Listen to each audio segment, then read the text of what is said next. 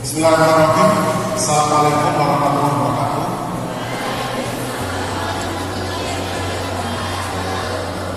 Kemarin saya pesan ke panitia, adik-adik yang ikut wajib membawa satu kertas yang bagus, ukuran hati sudah besar, kalau tidak ya blok-blok, dan satu bolpen. Ada ya? Sudah siap? Nanti di akhir sesi saya akan memberikan kejutan, tapi syaratnya Anda harus menuruti perintah saya. Setuju nggak? Setuju ya? Jadi kira-kira 10 menit Anda harus mengikuti perintah saya, tidak boleh menentang. Sepakat ya? Oke, saya mending di bawah ya. Saya kalau di panggung takutnya panggungnya jebol. Untuk perkenalan, saya Muhammad Mudarto. Saya punya 2 HP, Instagram ada 2, Facebook ada 2 akun, terus apa lagi? WA ada 2 nomor, istri 1. Istri 1. Alamatnya KTP saya untuk materi saya. Next. Hidup itu, jadi kehidupan itu kalau kita sederhanakan itu adalah hanya urusan memberikan.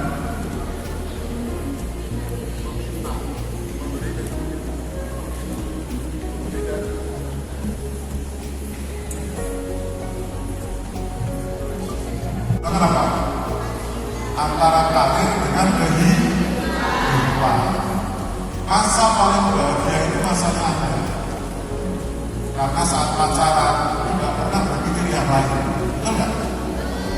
Nggak pernah berpikir anaknya sopo, ya kan? Orang tuamu kerja di mana, gajimu berapa, nggak pernah berpikir. Tapi orang-orang dewasa seperti yang di depan ini dengan saya, itu pikirannya terlalu banyak cabang. Maka cita sejati itu ada pada Anda. Betul ya? Ada kan kalau itu kan tanpa syarat. Betul nggak? Coba ini Bapak Ibu dosen kalau mengatakan I love you, tunjanganmu berapa? Gajimu berapa? Betul ya? Dalam 20 hari ini nanti kejutan akan saya berikan di akhir agar Anda nanti memahami tentang diri Anda sendiri. Pertama, kita harus berpikir tentang karir. Betul nggak? Coba saya mau berdoa diaminkan. Dulu, ya Allah, semoga ada dari alumni Unsil nanti yang jadi menteri. Sudah sampai saya. Ya semoga ya, benar ya. Bukan dosennya ya, alumninya ya. Dosennya biar pulang sendiri. Akhirnya dari alumni Unsil yang jadi menteri. Itu vaksin yang saya terima seminggu yang lalu. Satu doa yang diaminkan oleh 300 orang semoga terjaga.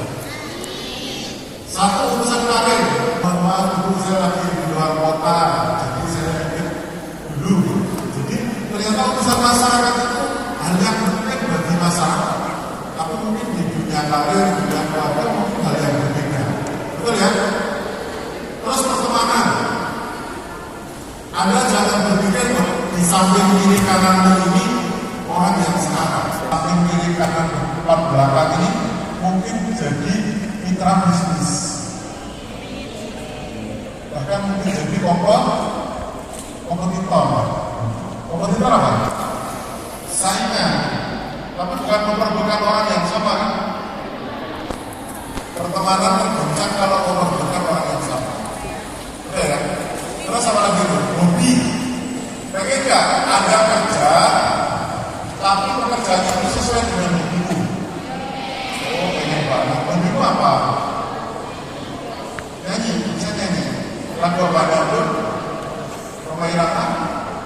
Kita serahkan. Kalau disukai sih ya.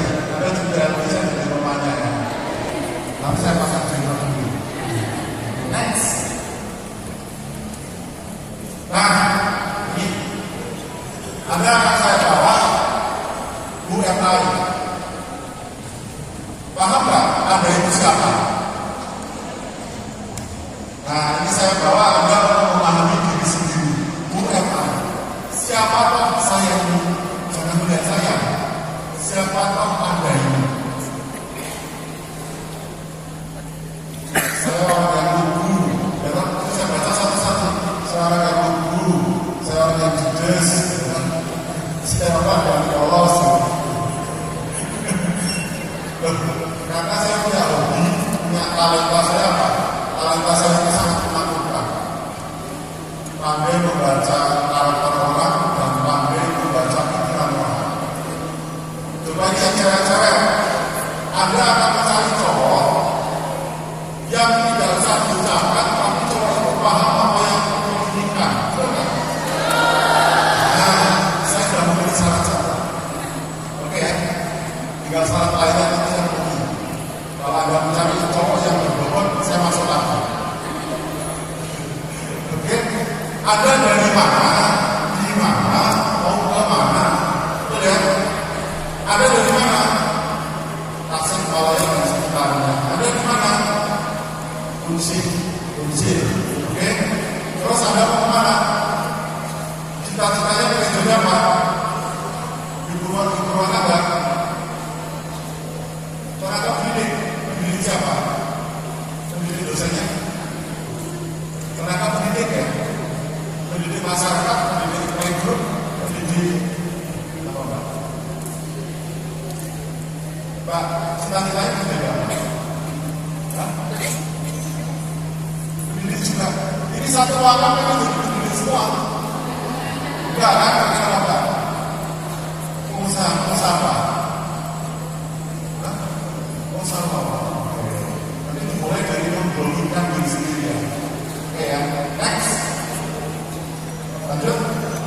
Ini suaranya saya agak bermain. Mengenal watak orang. Ini saya kasih ilmu saya coba turunkan ke Anda. Oh enggak? Boleh. Apa bedanya laki-laki dan perempuan? Bukan biologisnya ya. Sifatnya.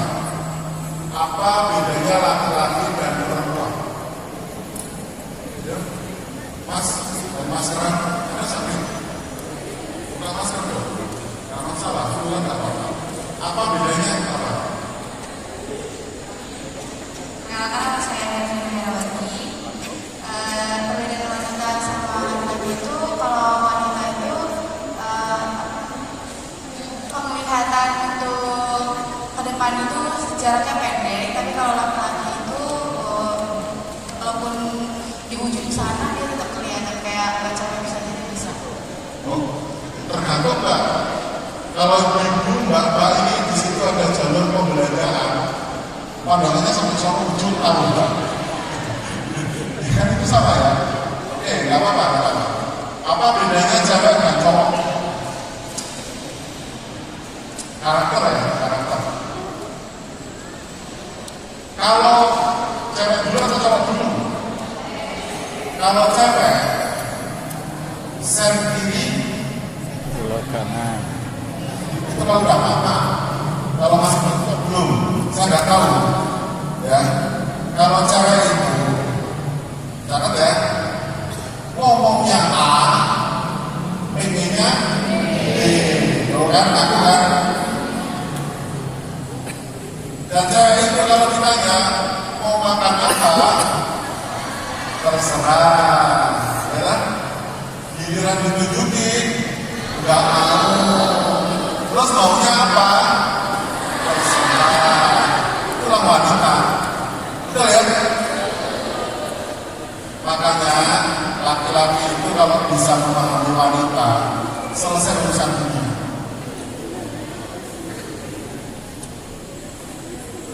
Di hadis kan ada itu, kalau nggak salah hadis.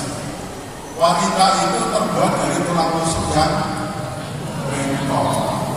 Dibiarkan tetap bengkok, dipaksa lurus akan pak. Anda kalau berantem sama cowok, mau nggak salahkan? Nggak mau. Mas, lo yang cowok, kita bertiga situasi. Oke? Bagaimana sifat laki-laki? Laki-laki itu senangnya diberi tantangan. Makin ditantang, dia makin bersemangat. Ingin meraih apa yang dia inginkan. Tapi sekali dia sudah meraih apa yang dia inginkan, muncul usaha. Betul ya? Terus bagaimana cara mendidik laki-laki bagaimana? Bukan hanya masyarakat, cara mendidik laki-laki bagaimana? Lalu cara mendidik laki-laki adalah selalu beri tantangan kepada dia, agar dia selalu punya tantangan, akhirnya hidupnya selalu besar. Nah, ini penjelasan dalam satu poin. Kalau saya jelaskan semua, mau nanya apa lagi?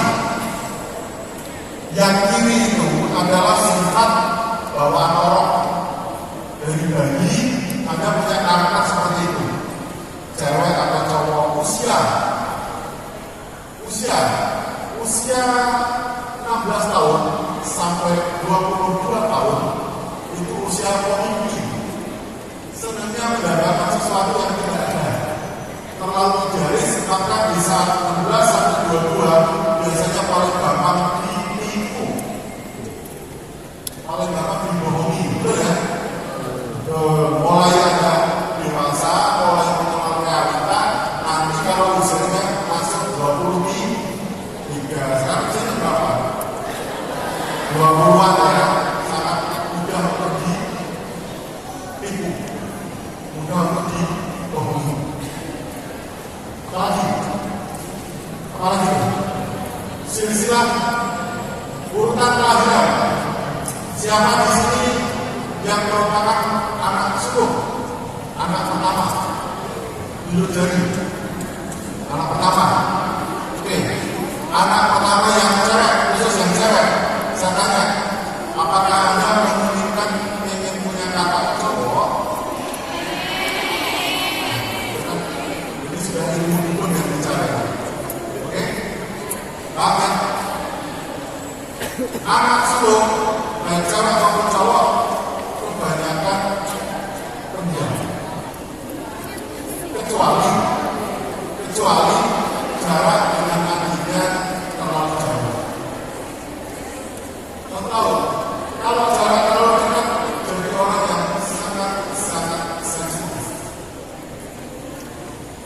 Ada yang jaraknya dengan adiknya kurang dari 1 tahun atau 1 tahun, sebaik-baiknya enak. 10 tahun, 1 tahun. Kalau 1 tahun itu sensitif. Ada yang terima hubungan berantem sama orang tuanya. Ada yang sering berantem berat. Ya, saya yang menyerang dengan orang tuanya kan. Kalau Anda sering menyerang dengan orang tua, bapak ibu, mas,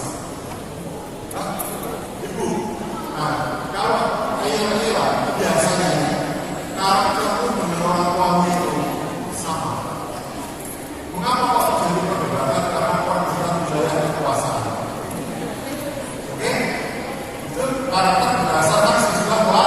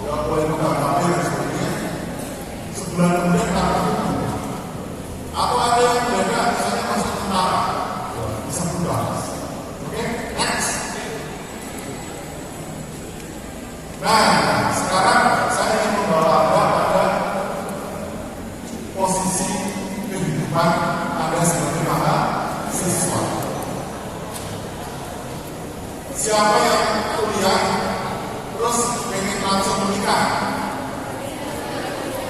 Ada ya? Ada? Iya. Siapa menikah? Belum, saya masih ada peluang ya. Oke. Itu pilihan. Pelajaran ini sering saya sampaikan di awal kuliah pada masa depan. Jadi saya ingin memberikan Anda itu posisi kuliah S1, S2, S3 atau menikah atau bekerja. Habis kuliah pengen kerja dulu atau nikah dulu? Ya nikah dulu mana? Oh ya, karena yang nikah dulu itu alasannya itu rezeki di tangan Tuhan. Ya benar, dari tangan Tuhan ya. Kerja dulu. Nah, kalau Anda ingin kerja menjadi mahasiswa plus, ada di situ. Oke, karena itu. Jadi, selain ada kuliah dan praktikum, saya nggak tahu di pendidikan masyarakat praktikumnya apa. Tentunya memperbanyak pemahaman masyarakat. Anda harus memperbanyak soft skill. Soft skill itu yang berwarna. Misalnya, kalau Anda sering berorganisasi kepanitiaan, Anda akan melatih yang namanya kepemimpinan dan kerjasama tim. Kerjasama tim itu artinya Anda belajar memahami orang lain dan memahami diri sendiri. Kalau anak manja bilangnya gini, pokoknya nggak bisa, aku tuh orangnya begini. Orang lain yang memahami saya, itu anak manja. Tapi kalau Anda belajar kerjasama tim di panitia, oh ternyata si A nya begini, si B begini, si C begini. Oh, saya harus kalau mau kerja sama dia, saya harus memperlakukan si B, si C dengan cara begini. Paham? Paham? Contoh ya, partnermu orangnya begini. Kalau nggak ketop, nggak begini, ada nggak? Di sini ada nggak? Ada bahasa begitu ya? Orangnya begini bang. Jadi kalau kumpul sama teman-temannya itu ada. Nah kalau orang begini butuh apa? Butuh hiburan. Jadi dengan orang yang begini sering dijelaskan oke.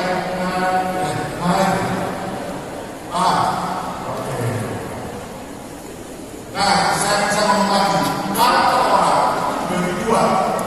Coba ada tunjuk jari dua pilihan ini, tapi tidak boleh dua-duanya. Siap ya? Ini saya pakai kode begini, ini kan belum masuk. Kode pilkada belum ada salah.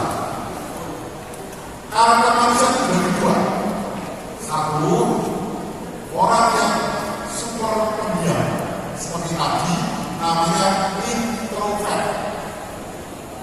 Introvert itu kumpul sama temennya yang diem. Kayak gini.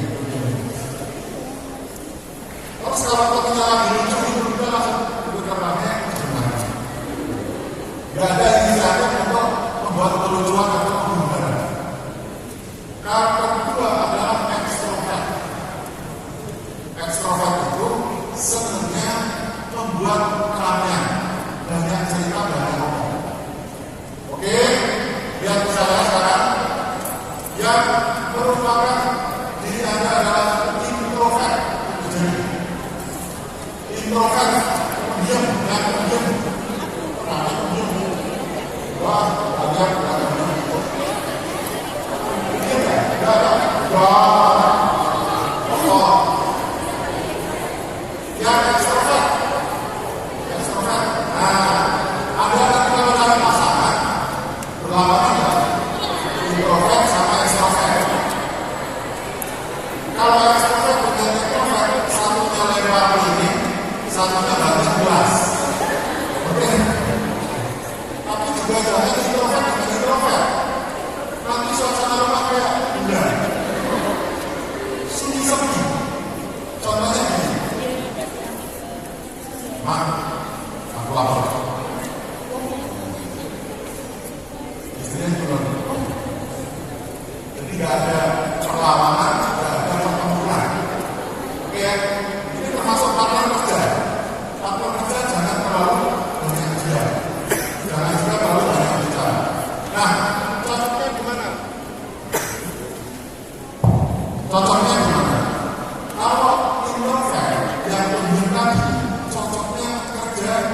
ruangan, ruang yang sunyi, input data, analisis data. Jarang ketemu orang tidak masalah. Dari pagi sampai sore nggak ketemu orang tidak masalah. Itu introvert. Yang ekstrovert itu harus ketemu orang. Kalau ekstrovert kok disuruh input data di ruangan sendiri pasti membuat ulah. Sendirian langsung angkat HP ngoceh. Oh enggak, aku disini sana dulu. Betul? Sudah merasakan seperti itu? Yang belakang? Ini kayaknya yang belakang itu kurang mendapat rasa soalnya bisa dikatakan. Siapa yang introvert? Yang penting introvert. Ini. Kalau ini emosional.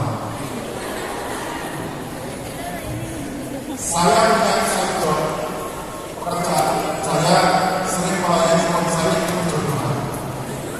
Jadi tahun-tahun itu kirim foto mas. Oh, saya dengan ini cocok banget. Itu cukup hanya foto. Tidak perlu nama tanggal lahir apa nggak perlu dengan foto. Foto. Ya. Foto. Apalagi saya kalau melihat pacar satu-satu langsung berangkatannya. Oh ini begini.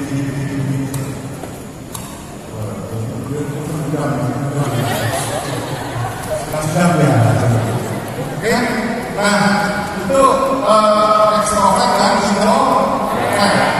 Ya. Lalu yang belakang belum respon. Kalau enggak yang depan aja. Nah, Anda kalau pengen tambah pengalaman sebelum lulus wajib organisasi.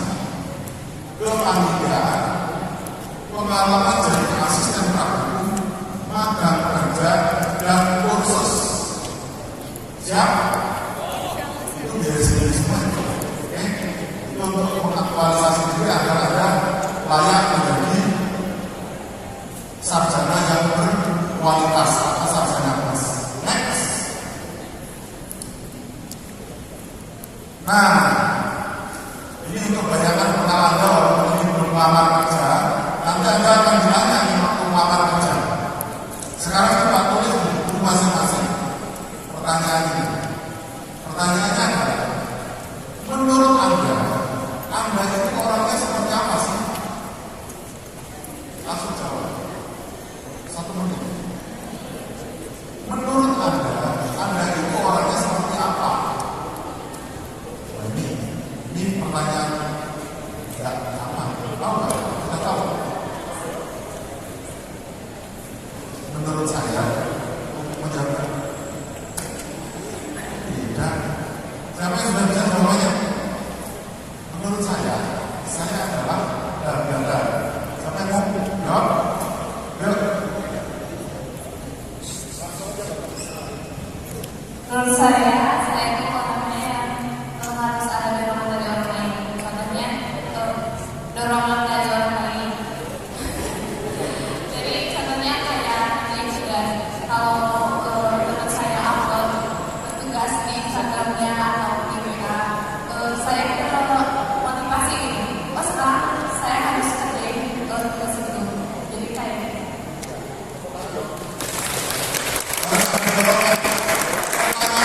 Kalau nanti sudah berumah tangga, tetanggamu punya mobil baru gimana? Dan dorong-dorong sama suamimu. Bisa nanti suaminya ya, dorong apa? Baru lagi kan? Oh. Sekarang ada pertanyaan. Ini pertanyaan, mohon maaf, Bapak Ibu dosen ini sekalian cuci otak. Siapa yang sekarang bayangin kamarnya masing-masing? Bayangin kamar masing-masing. Siapa yang ketika bangun tidur langsung merapikan spray dan bantal? Jujur ya? Jujur ya? Oke. Nah, pertanyaan kedua. Di kamar mandi, siapa yang habis mandi handuknya langsung dijahit? Nah, kita main dari paling juga kan? kapal itu? Siapa yang ketika pakai HP masuk kamar selalu taruh HP di tempat yang sama? Nah, ini saya tuh sering dimarahi sama mama. Kalau mama itu hobinya taruh HP di tas, nanti gilirannya langsung mana ya, kan salahnya sebelahnya. Tapi yang bisa gimana? Ngomong belum jadi mama, saya kasih tahu. Siapa yang hobinya taruh HP selalu di tempat yang sama di kamar? Ya. Siapa yang taruhnya asal? Nah, yang taruh asal sering lupa nggak? Mana ya? Gimana? Pacarmu di mana sekarang? Pacarmu kalau di mana sekarang? Jangan tempatnya berubah. Iya ya kan? Oke. Wawancara ini satu lagi jawaban yang menjawab bahkan menurut Anda ada itu orangnya seperti apa? Yuk. Menurut Mas, menurut Anda ada itu orangnya seperti apa?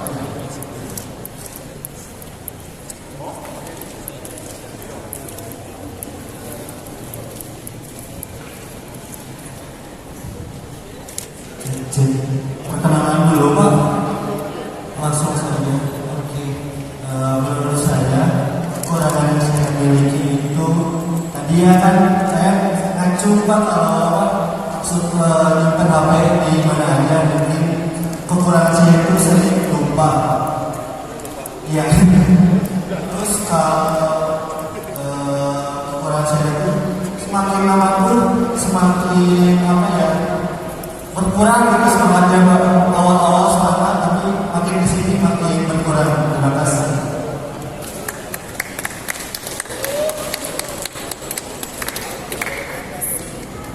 Anda pengen tahu nggak nanti jodohmu yang cocok seperti apa? Jodohmu yang cocok tuh galak banget Mas. Ya kan? Karena dia sering lupa Akhirnya dia semua jantung nanti ini ingat-ingat ya Mas, nanti cari yang galak. Ini kalau ini lain nanti spesial. Nah, sering lupa, jadi gini, kita kasih tahu satu tips wawancara kerja.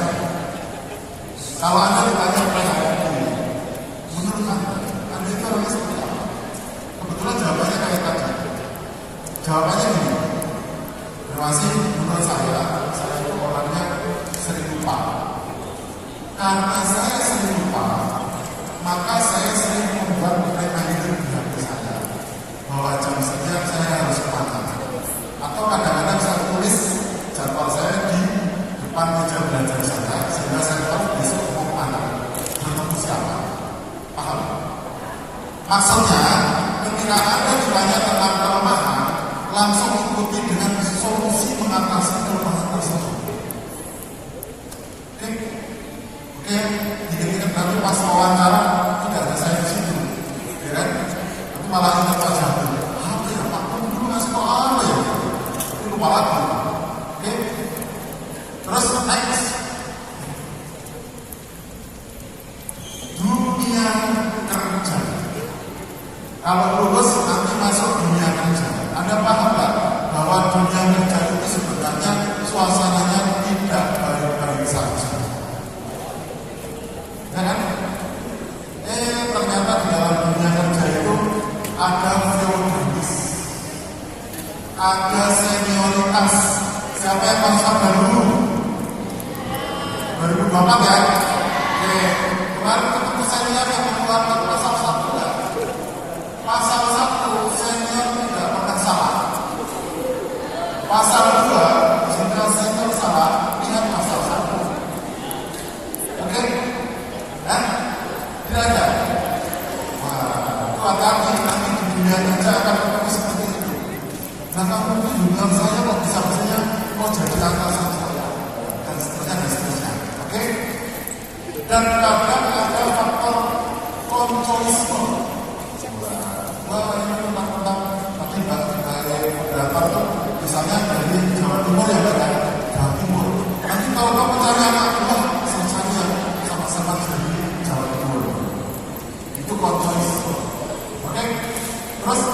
alasan-alasan yang lain. Jadi kalau Anda nanti masuk dunia kerja, Anda istilahnya itu welcome to the jungle. Seperti masuk ke dunia perantauan akan berlaku hukum homo homini lupus, akan berlaku hukum rimba, yang kalah akan dimakan oleh yang menang. Next. Siapa di sini yang mau menulis? Menulis gimana, Pak? Saya suka menulis novel, cerpen, serta karya tulis dari Sama ya? Kayaknya saya menemukan beberapa saya. Tapi saya malah tidak sehebat Mbak ini. Waktu SMA saya hobi menulis buku harian. Buku harian bahasa Indonesia apa? Saya mau ngomong itu susah. Tidak saya pilihnya malah buku diari. Buku diari ya. Puisi suka. Kalau mau bawa puisi dulu berapa menit? Nah, saya buat puisi kalau saya 5 menit. Kemarin saya sudah diuji di tempat yang berbeda, disuruh membuat puisi 5 menit jadi. Sesuai pesanan. Ini judul apa, langsung saya buatkan. Itu karena biasa melayani pemesanan puisi secara gratis. Dan tiap orang punya gaya menulis yang berbeda-beda. Makanya menulis itu macam-macam, dari buku harian, kisah perjalanan. Kalau novel, cerpen kisahnya apa? Cinta. Ada yang berikan atau terbang ini kehidupan. Kalau ingin lihat tulisan saya, bisa di googling mmudarto.wordpress.com. WordPress itu WORD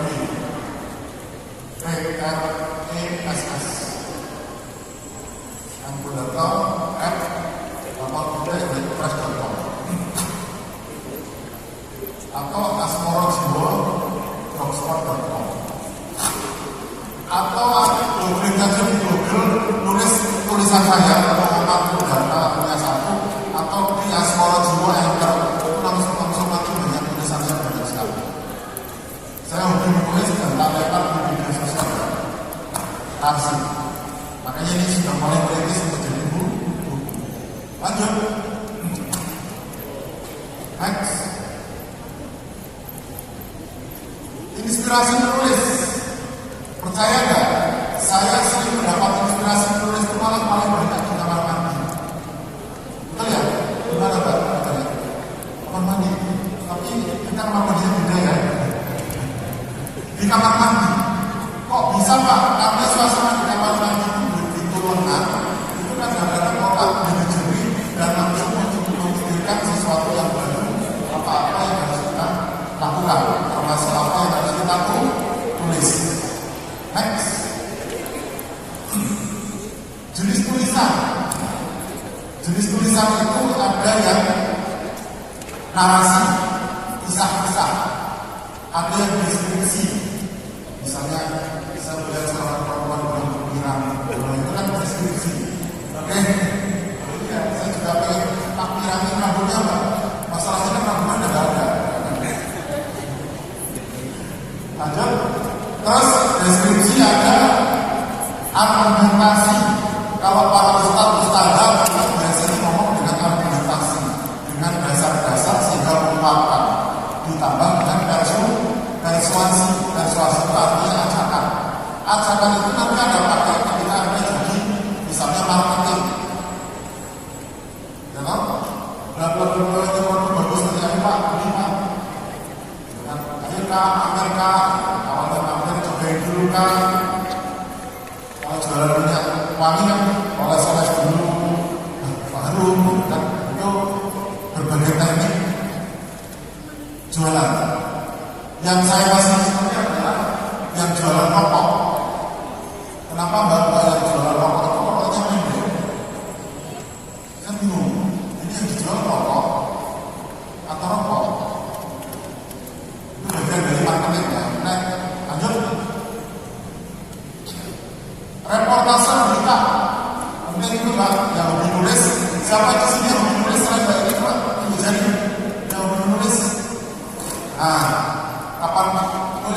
bisa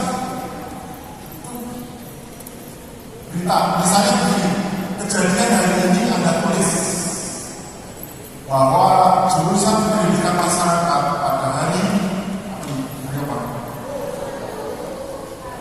Rabu melaksanakan seminar nasional dengan judul ini dihadiri oleh 300 orang dengan pembicara bla. Materinya adalah milik itu reportase. Tulis, kirimkan ke media online, media cetak, jadi berita. Itu kalau Anda nanti ingin belajar menulis kewartawanan, intinya ini 5W plus 1. Di mana, siapa, dengan siapa, bagaimana, dan seterusnya. Lanjut. Nah, kalau Anda sudah sering menulis, ada pertanyaan lanjutan. Anda itu menulis untuk siapa? Kayak Bapak Ibu dosen itu hobinya nulis jurnal. Pas nulis jurnal, kayaknya nggak pernah berpikir nulis untuk siapa ya Bu? Karena jurnal itu nggak ada yang baca. Kecuali mahasiswa yang dipaksa oleh dosennya untuk membaca jurnal. Sama penulisnya sendiri. Udah bagus nih. Makanya saya termasuk ahli tulisan jurnal. Saya menulis dengan gaya populer, karena populer itu dibaca enak, ngalir, sekali baca selesai, 1-2 halaman selesai. Nah, tulisan untuk siapa itu penting, termasuk Anda pendidikan masyarakat. Anda misalnya menulis untuk masyarakat kelas atas, kelas bawah. Nah, masyarakat pun ada tipenya, saya nggak tahu sudah diberikan apa belum. Ada tipologi masyarakat, karena saya di problem ya. Masyarakat pesisir, karakternya bagaimana? Masyarakat pegunungan, masyarakat perkotaan, masyarakat pedesaan, masyarakat kehidupan. Oke?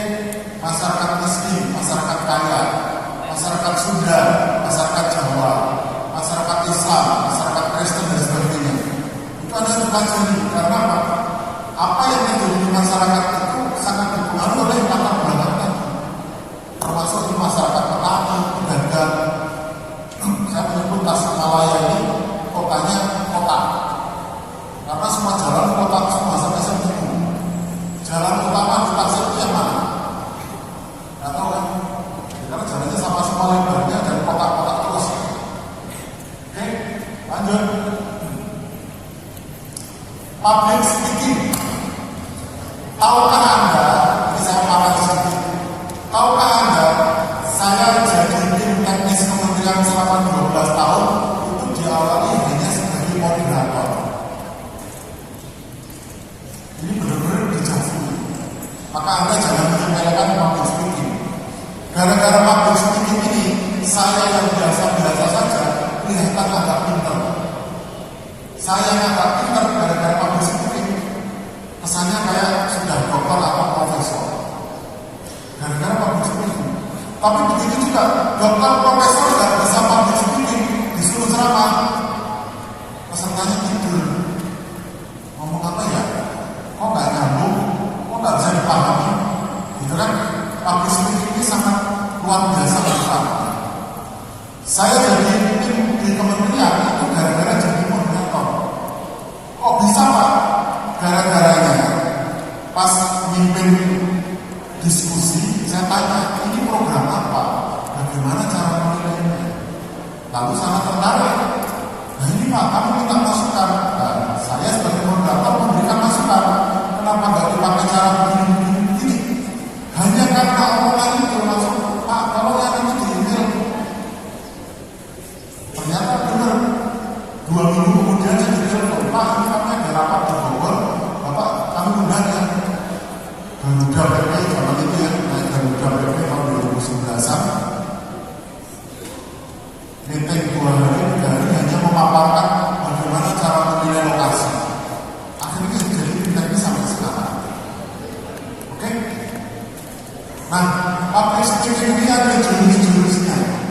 Kemarin ada yang tanya ke saya, kalau mau habis acara ini karena kereta saya kan jam 5, jam 1 ke atas saya free, kalau mau saya tambah public speaking misalnya.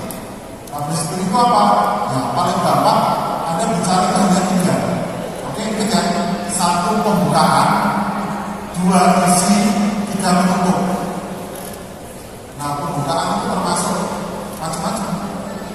Karena dulu misalnya pembukaannya mau pakai apa? Ya, ada yang gayanya apa? Bismillahirrahmanirrahim, salam. Ada tambah lagi puji syukur, tambah lagi sholawat dan salam, tambah lagi terima kasih atas kesempatan yang diberikan kepada saya. Mohon maaf nanti apabila itu baru pembukaan. Terus isinya mau apa? Mau nerangin apa? Baru penutup mulai lain. Ada nih yang gaya nutupnya pakai nilai profit berbayar. Ada juga yang gayanya pakai don wal ulami apa yang sebelum dan sebagainya. Pembukaan itu macam-macam. Assalamualaikum, salam sejahtera untuk kita semua, Om Swastiastu dan sebagainya. Selamat pagi, selamat siang. Itu adalah pabrik speaking. Ada yang sifatnya orator, ada yang sifatnya diskusi, ada yang sifatnya kuliah umum, ada yang sifatnya ujian lisan. Kita diuji, kita masuk yang mana? Next. Nah, ini mulai masuk ke masalah di masyarakat. Anda paham bahwa kalau pendidikan masyarakat tidak jauh-jauh dari masalah itu. Gambar itu apa artinya? Gambar itu artinya apa? Kita harus bisa berkomunikasi dan berkoordinasi yang baik, karena seringnya di masyarakat itu sering terjadi miskomunikasi. Oke? Misalnya ini ibu-ibu nih dalam rangka kerja bakti membawa teh. Nah, ngomong dia bawa teh, ternyata sama membawa teh. Ini membawa teh lagi, jadi akhirnya dan teh. Yang gorengnya mana? Kopinya mana? Baru mereka berantem. Kok bisa sih? Nah, itu contoh. Ya, contoh sederhana bahwa di masyarakat bahkan di kampus pun ada dengan teman-teman sekelas itu kadang-kadang juga terjadi miskomunikasi. Jurusnya apa? Duduk bersama lalu berdiskusi siapa berbuat apa. Catat ya, duduk bersama lalu diskusi siapa berbuat apa. Kalau sapunya itu memunguti sampah, sapunya nyapu, sapunya lagi menyiapkan alat pel, itu namanya kolaborasi. Jangan sampai memungut semua, itu nanti capek semua. Lanjut. Nah, berikutnya saya sudah ketemu teman-temanmu itu sejak 6 bulan yang lalu dengan Mas Dian ini. Sudah tak tantang. Ayo kamu naik ke Jogja, tak ajari. Atau ayo saya siap mengajari secara online gratis. Itu grup WA. Jadi ada kalau di grup WA, kalau di masa saya tuh biasanya begini. Ini sama nggak Bapak Ibu? Kalau grup WA-nya itu mahasiswa dengan ada dosen satu aja, langsung grupnya sunyi-sunyi. Nggak ada yang berani komentar. Betul nggak? Lalu diam-diam Anda membuat grup tandingan tanpa ada dosen. Betul nggak? Buat di situ ramai. Katanya apa itu pada ibunya semua juga sini ramai. Tapi ada orang asing. Makanya ini akhir tahun semoga saya nanti mau membuat buku termasuk karakter yang kayak begini. Itu yang disebut. Kok Anda nggak tahu kenapa? Karena dosennya itu bukan di sini kalau saya tahu. Tidak satu frekuensi, betul kan? Nah, makanya biar saya satu frekuensi dengan Anda, juga saya punya hobi yang tidak boleh ditiru oleh dosen-dosen di sini. Hobi saya apa? Hobinya saya itu praktek mahasiswa banyak. Ayo makan dulu. Nanti kalau ditiru banget dulu. Tapi saya hitung dulu. Kalau kira-kira maksimal 15, saya baru berani. Kalau segini traktor ya, gambarnya bangkrut ya.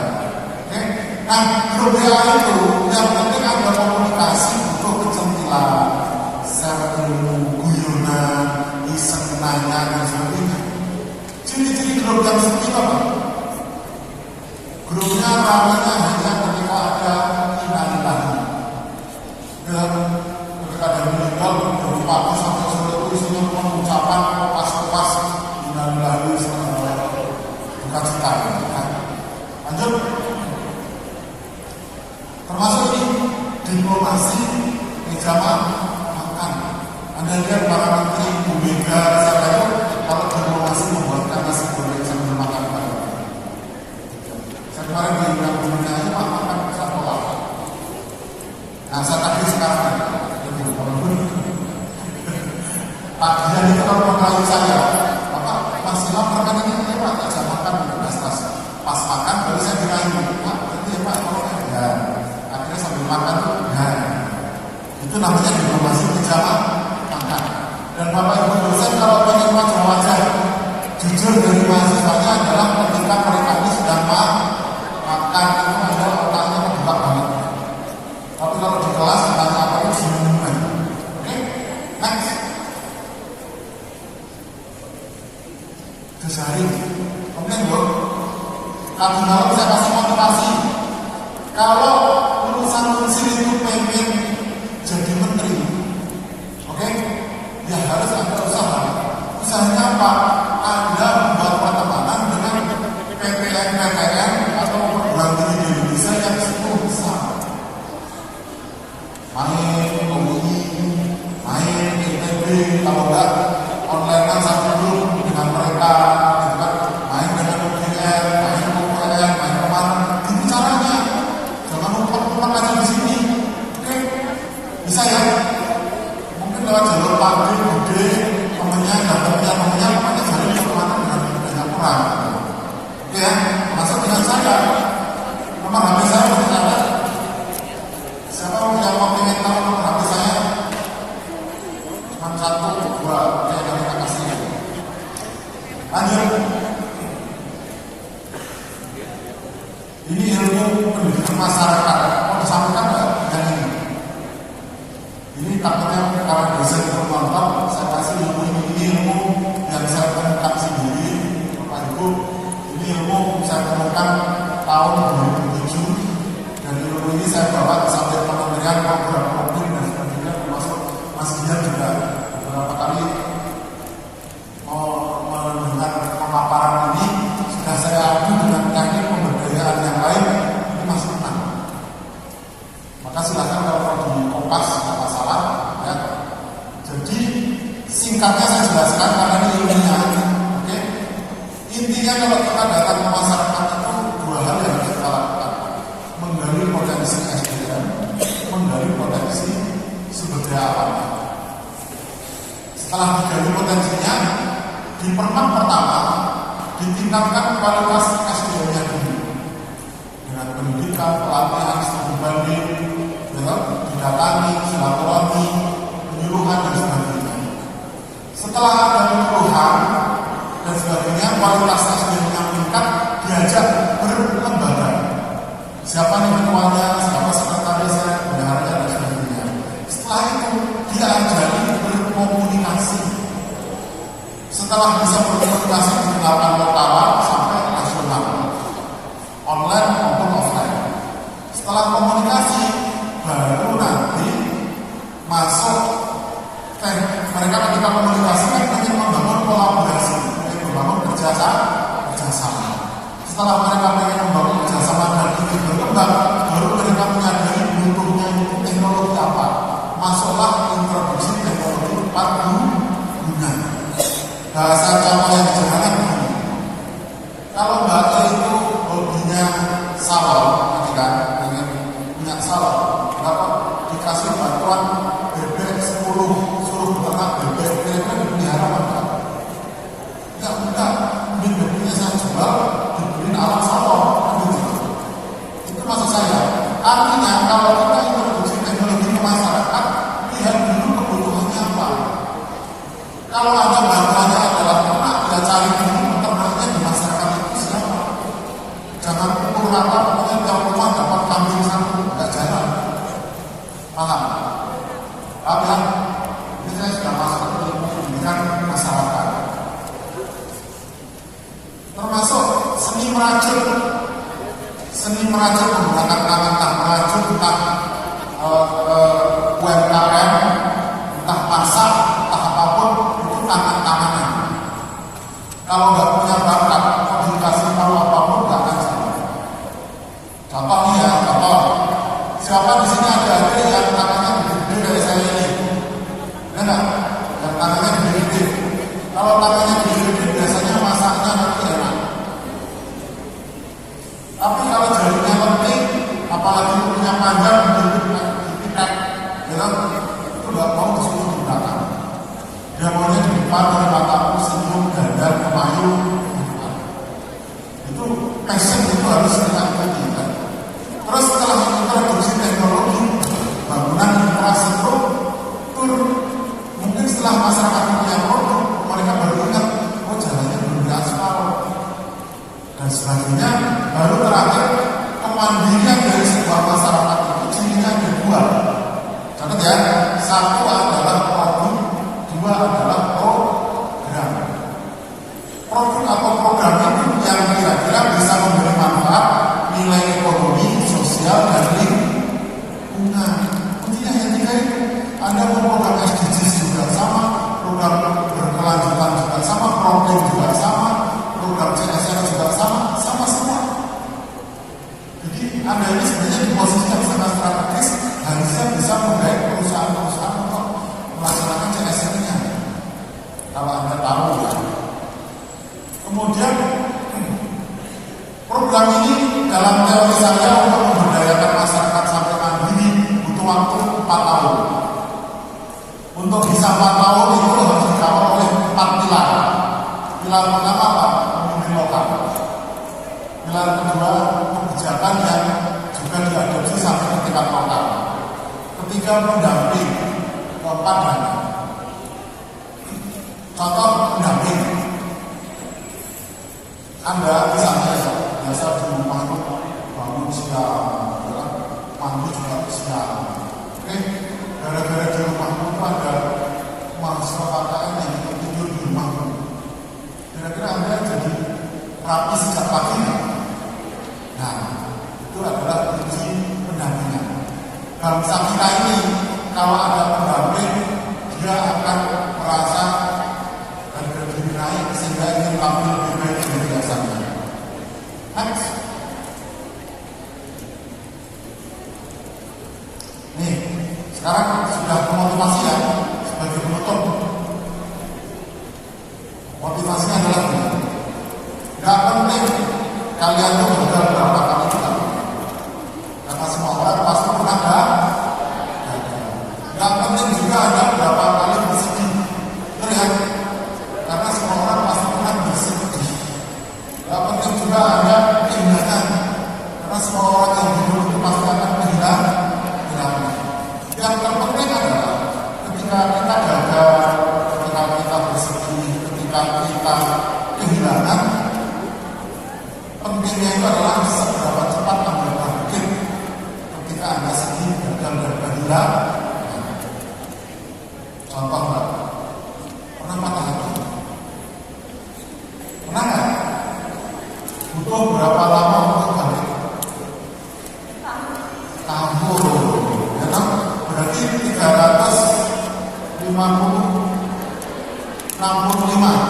hari itu dalam posisi tertampar ya. Nah itu contohnya. Itu salahnya karena apa? Anda nggak pakai plan A, plan B, plan C. Kalau si A pergi, maka plan B, si B suruh masuk. Aku sudah sendiri, gitu loh Mbak. Jadi nanti sendiri baca artinya. Bapak ini urusan hati lagi kayak apa ya? Indomie aja ya.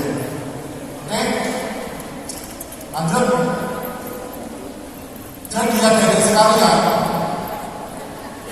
pendidikan S1 itu sebenarnya rata-rata strata 1 itu ada kesamaan. Apalagi Gen Z. Apa itu? Pendidikan itu tujuannya adalah untuk melatih Anda menjadi tahan banting. Itu aja. Gak ada yang lain. Kalau hanya ijazah bisa dicari, nilai bisa dicari, ya kan? Tetapi sifat untuk mudah bangkit ketika jatuh, tahan banting, itu nggak semua orang bisa. Maka tantangannya sekarang bagaimana Anda bangkit karena itu. Oke, terus masalah rezeki. Ini loh. Ingat ya, sekarang kenali teman-teman sekelilingnya ini. Nanti 10 tahun lagi Anda akan kaget. Hah? Dia ini dulu kayaknya waktu kuliah ini kayaknya jeblok. Jeblok sekarang itu ya tingkat 3 lah ya, karena teman-temannya kan 3,6, 3,7 gitu kan. Nah, tapi kok sekarang dia jadi orang kaya. Aku yang dulu punya 3,9, aku malah jadi pegawainya dia. Kira-kira mungkin nggak bisa gitu? Mungkin nggak selalu yang pandai itu jadi bos. Kenapa yang orang-orang begitu kok sukses? Kuncinya satu, karena mereka punya jiwa mental preman. Preman itu apa? Preman itu tidak panas, tidak hujan, mereka tetap berjalan maju.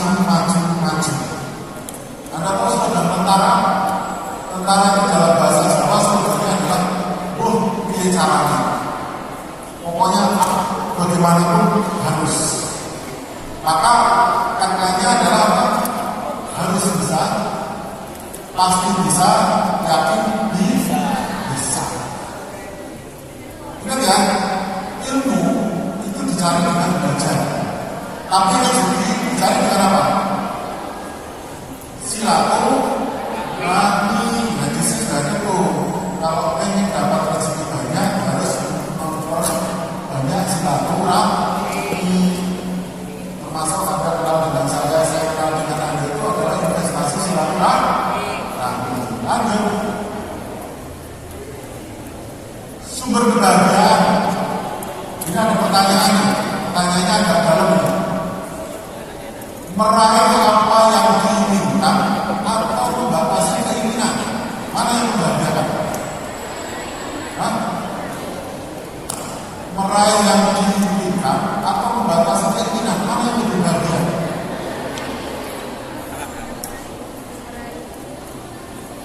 Membatasi keinginan. Anda kalau punya keinginan nggak bisa diraih sebelum didapatkan nggak akan bahagia. Memangnya keinginan orang bisa berhenti? Nggak bisa. Sekarang mimpinya punya sepeda motor baru. Nanti punya sepeda motor dengan apa?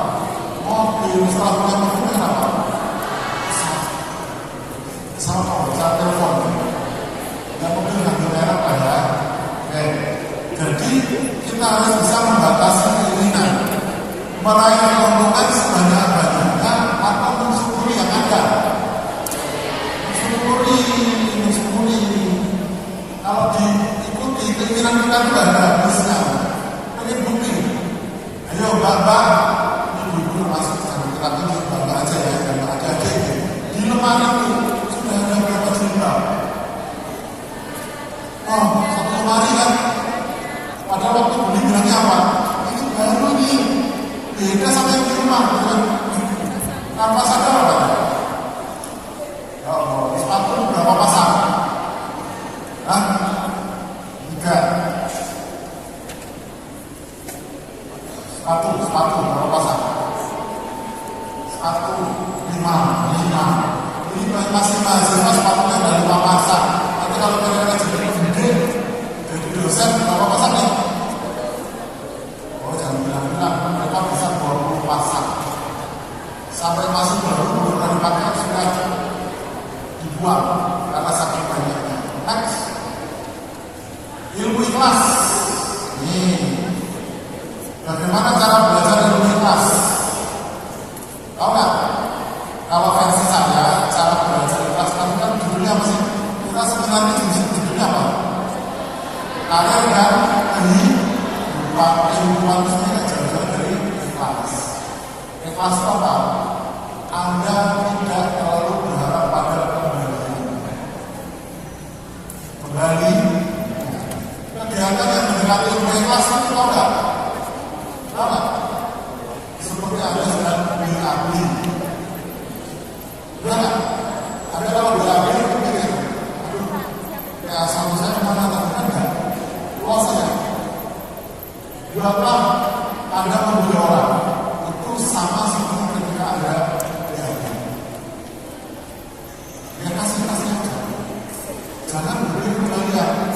juga terakhir ya, langsung tidak boleh pikir apa dia gambar terakhir saya sekali coba.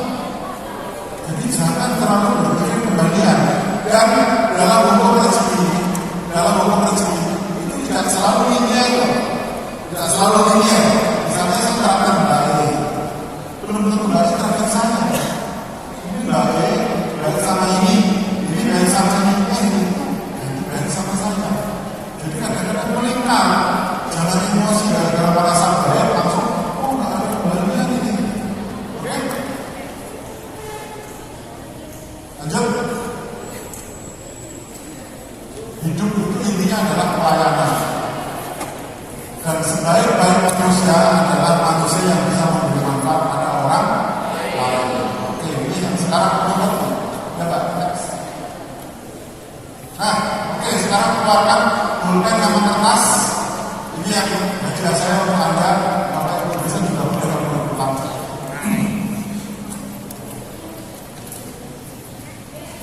Kertasmu ini nanti akan kamu simpan dan tidak boleh orang lain lihat.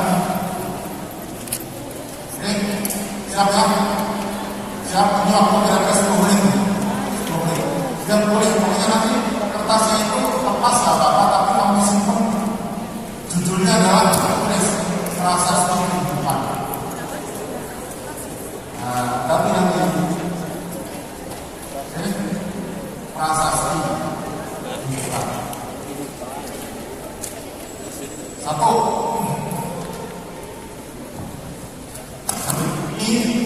Hari ini tanggal berapa?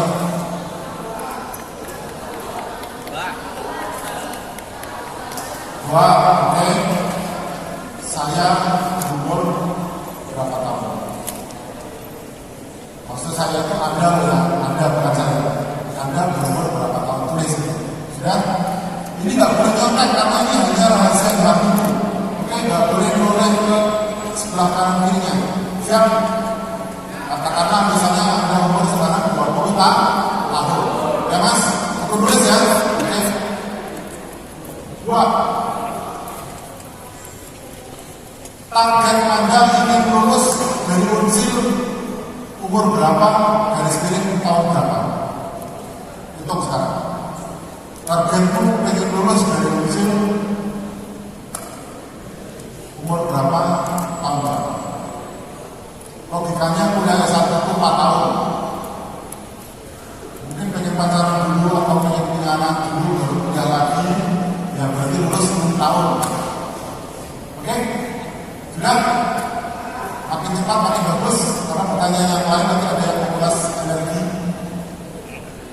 Berikutnya, saya pengen kerja pada umur berapa? Boleh menulis misalnya pengen lulus 2028 tapi pengen kerja 2027, nggak apa-apa.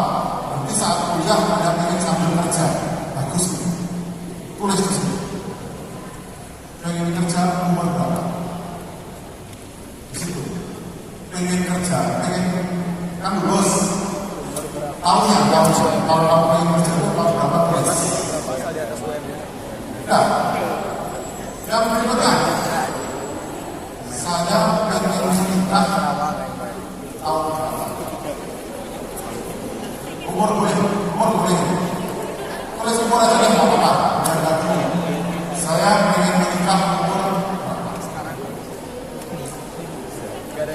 Nggak usah nengok yang lain, karena ini rahasia pribadi. Sudah, saya pengen punya anak umur berapa? Jangan-jangan belum pernah punya anak dulu. Saya pengen punya anak umur berapa?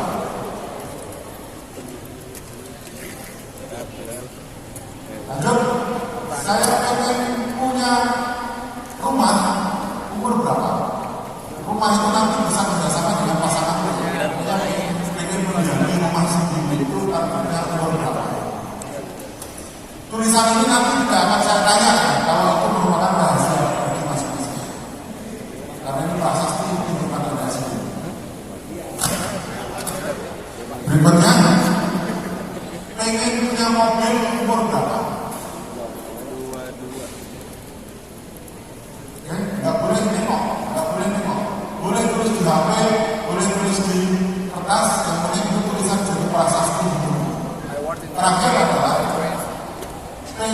mengalami puncak karir itu kira-kira jabatan tertinggi, pendapatan terbanyak, atau bisnisnya paling viral dan penghasilan tertinggi itu puncak pada umur berapa?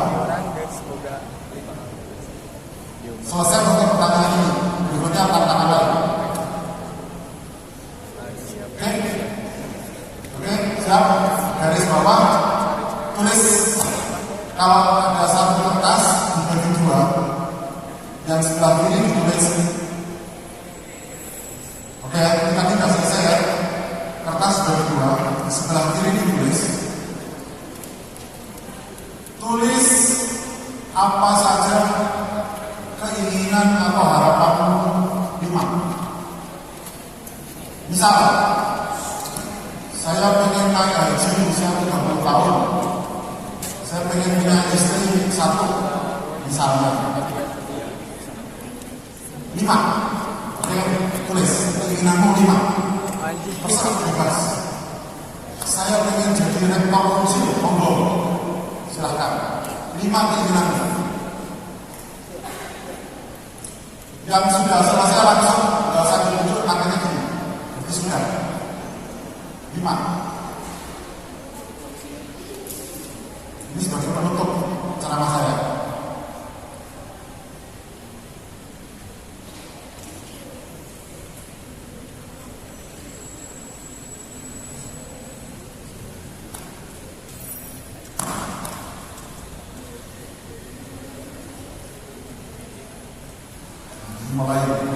Ini mulai terkuras dan Anda wajib mengikuti perintah saya. Yang belakang juga tulis 5. Sudah, sip.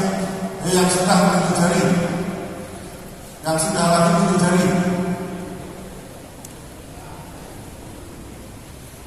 Oke, tambah 5 lagi. Keinginanmu jadi 10. Apa saja terserah. Saya ingin beli mobil 2. Saya ingin punya warung sate, saya ingin apalah terserah. Saya ingin pergi ke Amerika, saya ingin ke Turki, silakan. Mimpi Anda tulis 10.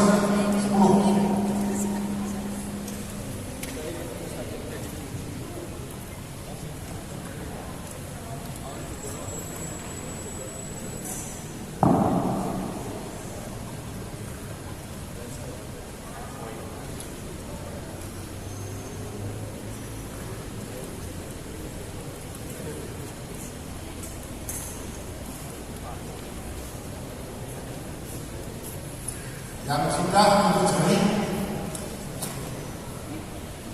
10 keinginan Anda. Anda tahu pelatihan ini yang terakhir ini saya pelatihan ini bayarnya 5 juta. Makanya ini saya wariskan kepada Anda. Ayo, harus 10, harus 10, harus 10. Ya, yang sudah menunjuk jari, yang sudah menunjuk jari.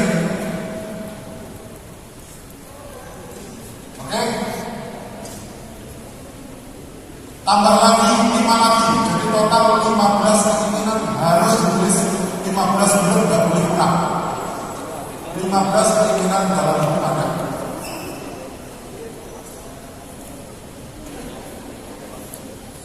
Waktu saya mengikuti pelatihan ini, saya tulis sampai 7 macam.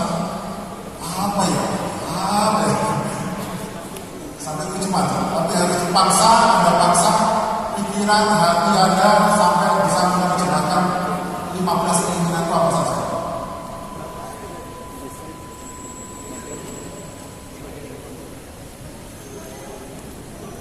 Ayo, harus bisa, pasti bisa, yakin bisa. Kalau ada bisikan di hati, mentok, harus bisa Anda jamin, harus bisa Anda terjemahkan ingin apa. 15 keinginan. Panitia juga boleh ikut, silakan. Karena ini panitia mungkin juga butuh pengalaman yang istimewa. Siapa yang sudah? Ini harus selesai semua. Gak boleh ada yang tinggal satu pun. Sementara tunggu dulu ya Pak. Tantangannya masih ada 1 lagi.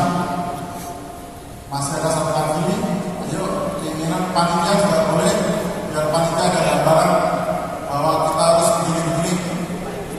Tulis 15 keinginan hidup Anda. Semoga keinginan hidupmu yang 15 itu positif ya. Positif, oke ya. Jangan terus aku ingin merebut pacarnya dia, jangan. Ya.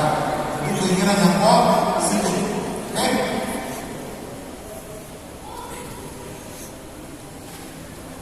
Ayo, ini nggak akan selesai kalau Anda belum tuntas. Jadi ini harus ditunggu sampai selesai. Yang sudah jadi Pak, baru berapa? Mungkin 5, sekitar 7.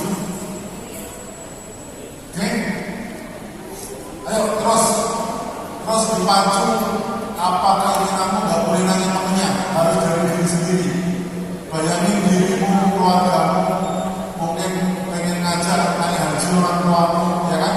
Mungkin pengen nanti ngasih sumbangan ke Mesir, paling silakan. Kan Anda kalau keinginan hidup itu kan nanti sampai mati, umur 40, 50, pengen kembali lagi ke Mesir saat saya jadi pejabat, misalnya gitu kan, bebas keinginan. Oke? Ya, bisa lanjut. Ayo, sudah semua belum? Sudah? Tantangan terakhir adalah yang kolom kanan, tulislah 15 solusi Anda untuk meraih keinginan tadi. 15 solusi. Tidak harus menjawab sebelahnya, tapi apapun solusinya tulis. Misalnya solusi itu, saya menunggu warisan dari mertua. Nah itu solusi. Solusi yang terserah. Saya harus berbisnis, saya harus punya penghasilan lebih. Pokoknya 15 solusi yang harus Anda selesaikan, harus Anda tuangkan di sini.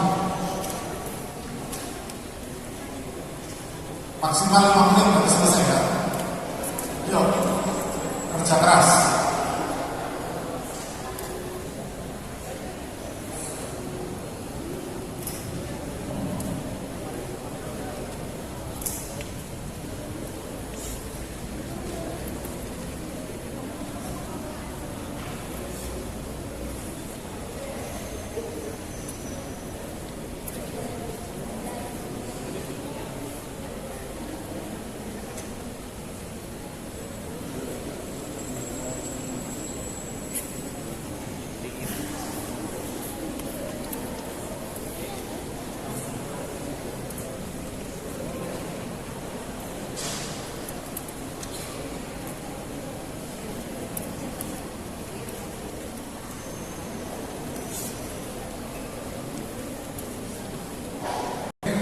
Bisa didompet, bisa di lemari, di mana orang lain nggak boleh tahu.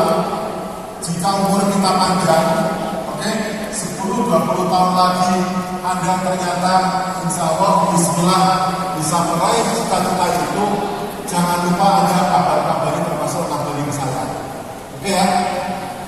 Oke? Terima kasih. Assalamualaikum warahmatullahi wabarakatuh. Dengan saya apa tadi sudah terarah dari diarahkan oleh Bapak Undang. Baik, setelah pematerian ada sesi diskusi Bapak ya, mohon izin. Kami persilahkan kepada teman-teman untuk yang ingin bertanya atau mungkin berpendapat juga boleh ya. Jawabnya oleh 3 penanya dulu ya. Ya siap-siap untuk menyampaikan pertanyaan atau tanggapannya. Oke, ada kesempatan untuk 3 orang penyampai. Silakan dari mana dulu? Silakan angkat tangan. Nah, sudah ada 1 dari sebelah kiri, ada 2. Ada lagi. Ada yang sebelah sini? Oke, yang mana Bapak? Oh, yang di sana mungkin ya, tadi yang di belakang tadi mana? Coba angkat tangan lagi. Nah, itu masih yang pakai baju hitam, tolong dibantu panitia. Ada mikrofon lagi. Mic dari depannya.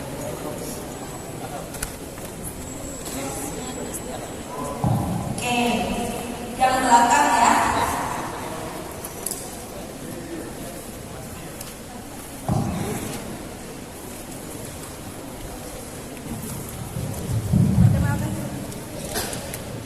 Ya, Assalamualaikum warahmatullahi wabarakatuh. Perkenalkan nama saya Tori Miftah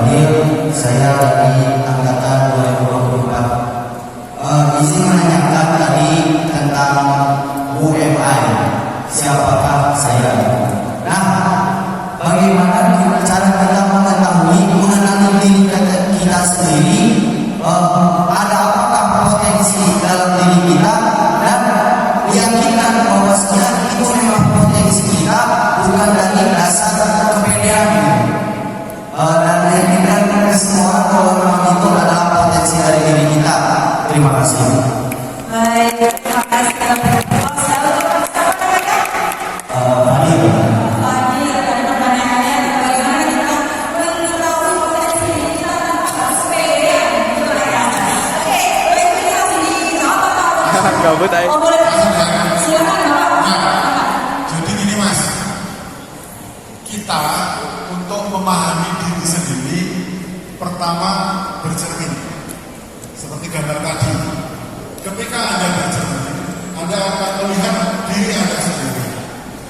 Diri Anda ini siapa? Katanya tadi, oh saya seorang laki-laki, oh saya anak nomor sekian dari sekian saudara saya, oh orang tua saya profesinya begini, oh nasib orang tua saya begini dan sebagainya. Contoh ya, maaf nih, tanpa menyinggung ya. Biasanya anak yang lahir dari orang tua yang sering berantem, oke? Anak yang dari orang tua yang sering berantem atau bahkan yang divorce, berpisah itu, biasanya akan melahirkan karakter anak yang emosian, gampang amok, gampang emosi. Anak yang lahir dari orang tua yang salah satu meninggal atau dua-duanya meninggal, jadi anak yatim atau yatim piatu, itu akan melahirkan anak yang gampang pilu, dikit-dikit gampang nangis, walaupun mungkin bergaya tegar, tapi kadang-kadang air mata itu nggak bisa dibohongi. Jadi ya Mas, itu karakter diri, termasuk karakter itu warisan dari karakter orang tua Mas. Biasanya kalau orang tuanya keras, anaknya kadang malah besar keras dan sebagainya. Lalu bagaimana cara kita mengetahui bakat? Pertama tadi, menurut Anda itu orangnya seperti apa? Mungkin saat menilai Anda akan kepedean. Oh saya bisa ini. Tapi itu perlu nilai objektif dari mana? Ada tanya sama teman-teman, tanya sama orang tua.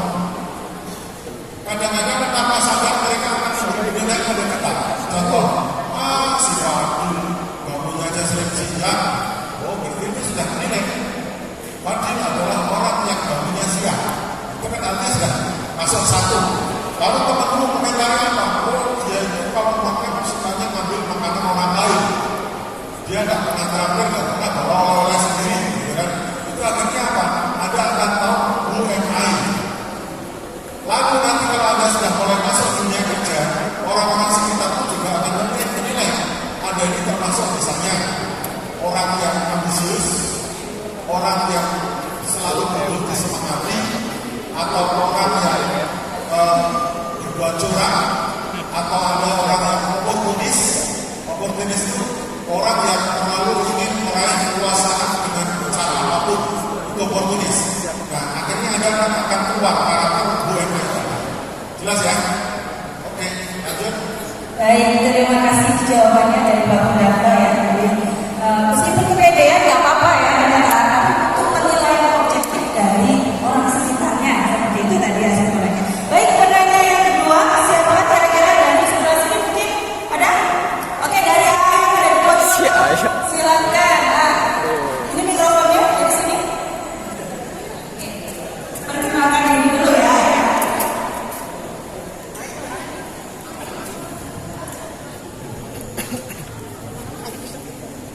Assalamualaikum warahmatullahi wabarakatuh. Sebelumnya izin pertama kali nama saya Ahmad dari angkatan 2022. Saya ingin menanyakan apa? Saya itu pernah membaca buku Pesona Bebas yang dimana Pesona Bebas itu ada 4 karakteristik yang dimana saya itu menuju menurut saya termasuk melankolis yang dimana melankolis tersebut ada poin tentang perasaan gitu Pak. Nah, yang saya ingin tanyakan apakah perasaan ini menjadi sebuah bentuk terbesar dan menjadi saya untuk melakukannya gitu Pak. Karena saya itu tidak mengenal orangnya gitu Pak. Sekian, terima kasih. Wassalamualaikum warahmatullahi wabarakatuh. Rasa ketakutan mungkin ya untuk menanyakan. Silakan Bapak. Bapak datang tadi apa?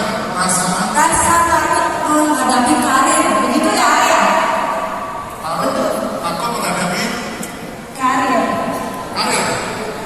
Perasa banget ya ada orangnya. Oke, jadi begini Mas, saya juga termasuk seperti Anda. Saya golongan orang yang melo. Melo itu artinya gampang manis. Kok bisa? Karena waktu saya kuliah, ibu saya meninggal.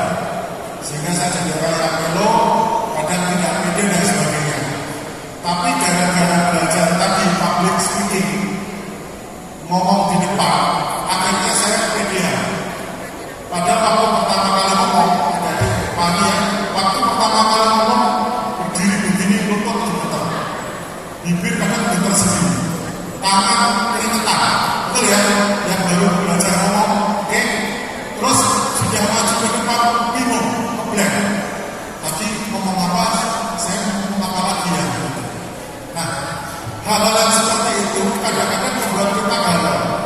Bisakah kita masuk ke dunia kerja? Bisakah kita ke karir gitu kan ya? Nah, caranya kita berusaha untuk kasih mahasiswa apa-apa gratis. Jadi saya sering menekankan kepada adik-adik mahasiswa di Jogja sana, selama Anda masih mahasiswa, Anda minta ilmu ke saya gratis. Tapi setelah Anda lulus, ada hitungannya sendiri, gitu kan? Mumpung masih mahasiswa, perbanyaklah pengalaman Anda, perbanyaklah untuk mencari ilmu sebanyak-banyaknya. Di depan ini banyak bapak ibu dosen juga ada dari daerah Ciamis, saya dari Jogja. Silakan berteman dengan kita, gali ilmu kita sebanyak-banyaknya.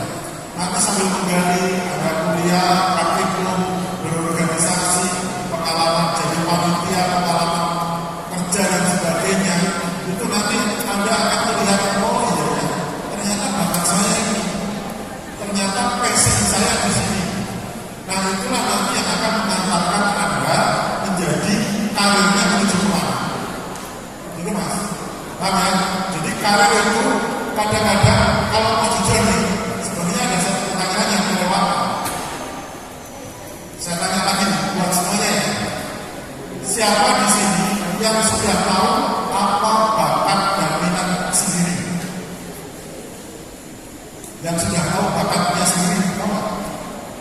Paling yang ketahuan tadi mbak yang hobi nulis itu ketahuan bakatnya, ya kan? Yang lainnya mungkin masih zong. Kan ada yang bakat nulis, bakat masak. Satu motivasi dari saya pernah ketemu orang yang jago membuat sambal lamongan, oke? Membuat sambal lamongan, padahal saya dosen, gajinya katakanlah sekarang total 7 juta. Dia hanya karena membuat sambal lamongan, oke? Terus membuat warung seafood. Warungnya ini apa? Untungnya berapa? Untungnya sehari itu 5 juta rupiah. Oke? Jadi sebulan dia dapat penghasilan 150 juta rupiah hanya dari jualan seafood sambal lamongan. Tapi yang hebat orang ini apa? Mereka bersepakat satu keluarga, pokoknya sepertiga dari penghasilan akan mereka sumbangkan kepada fakir miskin. Jadi mereka setiap bulan nenteng uang 50 juta dibagikan kepada fakir miskin. Itu contohnya mas. Jadi jangan Anda menyepelekan bakat yang ada. Yakin bahwa Tuhan itu memberikan bakat kepada kita sehingga nanti passion kita kenal. Waktu saya mahasiswa, saya hobinya ngomong. Sehingga ketika ada tawaran jadi dosen, oh mungkin ini cocok. Karena saya bisa ngomong, akhirnya jadi dosen. Oke, terima kasih. Baik, terima kasih Bapak Darto ya. Semuanya itu butuh proses ya. Jadi harus ada jam terbang yang harus diasah terus gitu ya. Oke, satu pertanyaan lagi dari sebelah sini ada ini cantik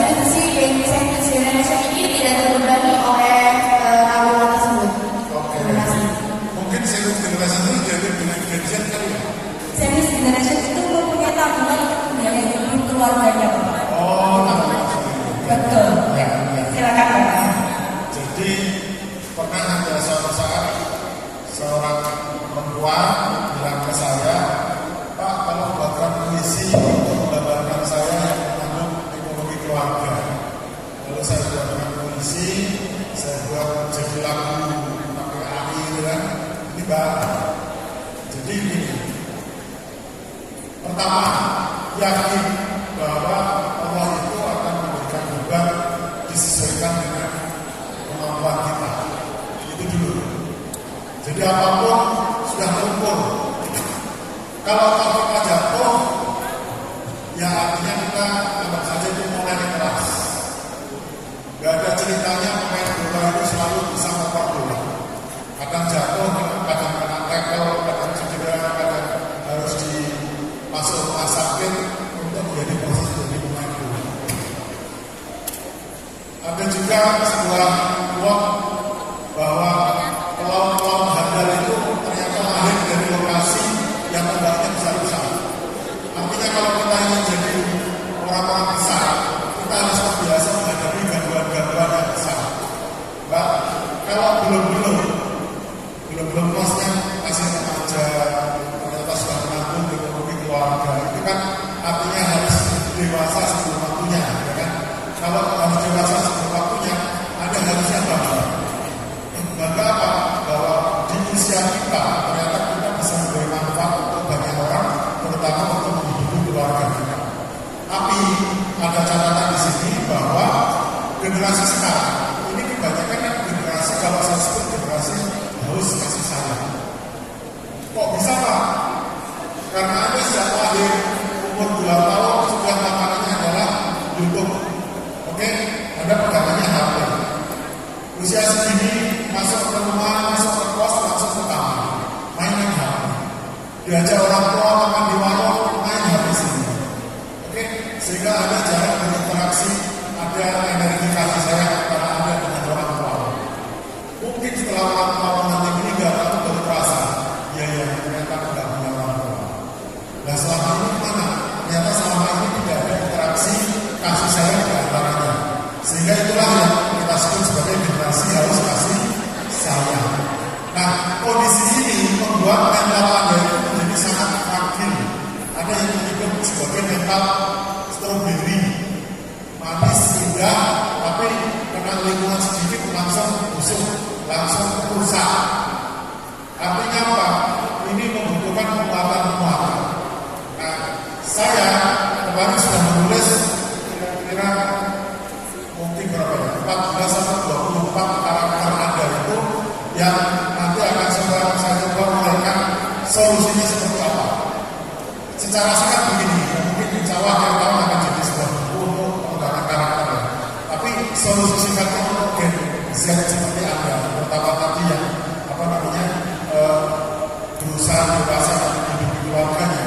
1, Anda harus memperkuat motorik, artinya harus sering bergerak, jangan mager malas gerak, karena Anda ini sebenarnya juga remaja jumbo, bergerak sedikit patah tulang, bergerak sedikit cedera. Karena apa?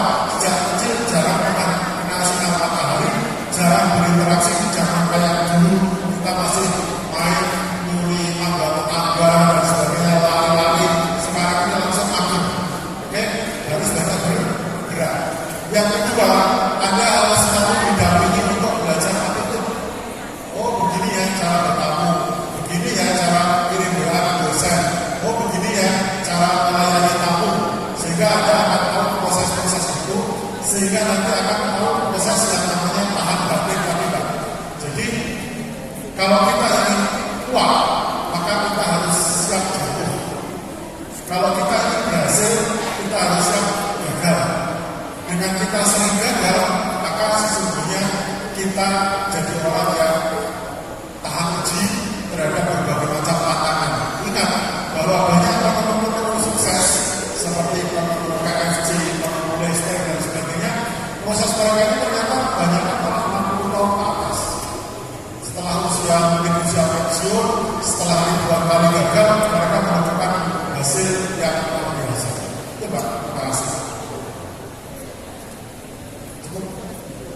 Baik, terima kasih jawab yang luar biasa dari Bapak Sudarto. Kita berikan tepuk tangan dulu untuk Bapak yang sudah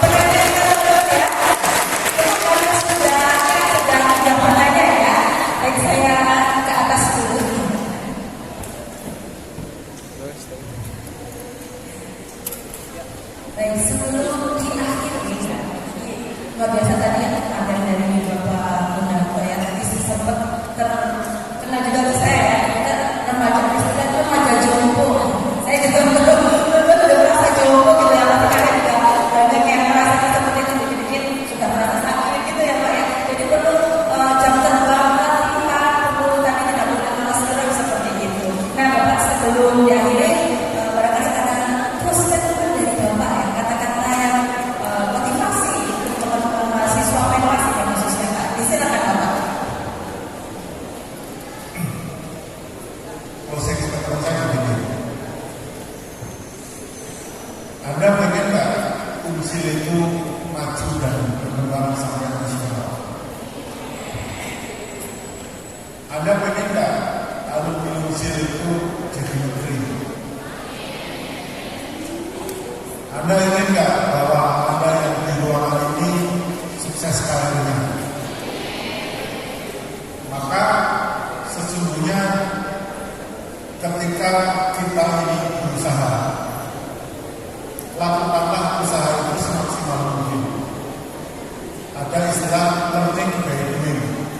Kadang-kadang petunjuk itu datang bukan pada saat kita belum memulai kegiatan.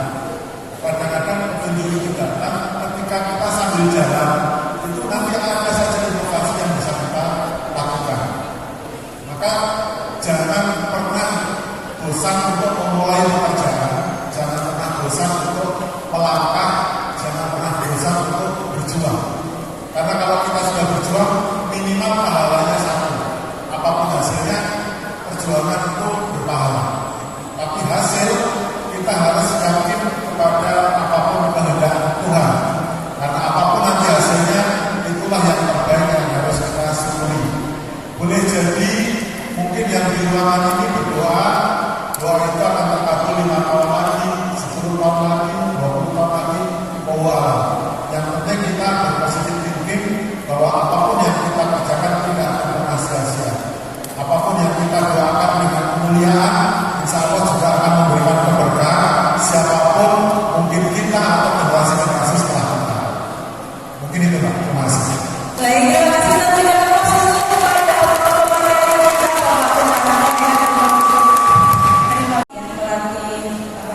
hidup kita dengan keterlibatan masyarakat ya, harus apa tadi? Pertama adalah komunikasi ya, nanti terus komunikasi, public speaking dan juga jejaring luas jejaring teman-teman semuanya ya, masih mahasiswa, luas mungkin bisa dengan mengikuti organisasi, bisa mengikuti magang kerja program PPKN, bisa dilanjut dengan ikutan semua yang proses dan juga jam terbang ya.